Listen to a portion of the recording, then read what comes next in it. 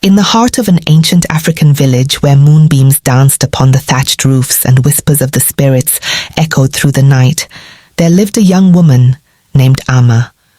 Her days were filled with warmth and laughter, but beneath the surface lurked a tale of darkness and deceit. Amma's stepmother, a woman of cruel heart and twisted mind, held her in the grip of her tyranny.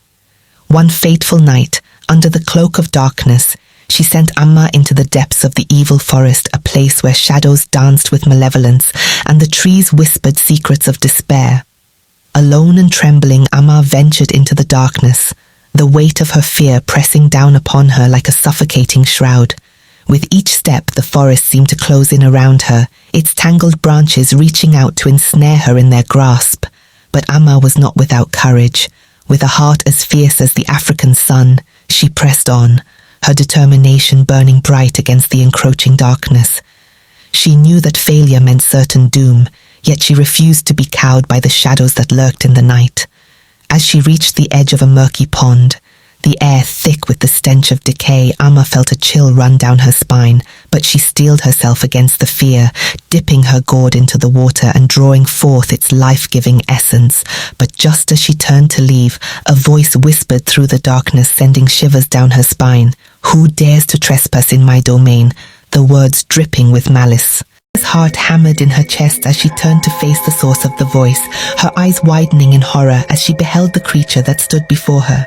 With eyes as dark as midnight and fangs that gleamed in the moonlight, it was a spirit of the forest, a being of unfathomable power and ancient malice.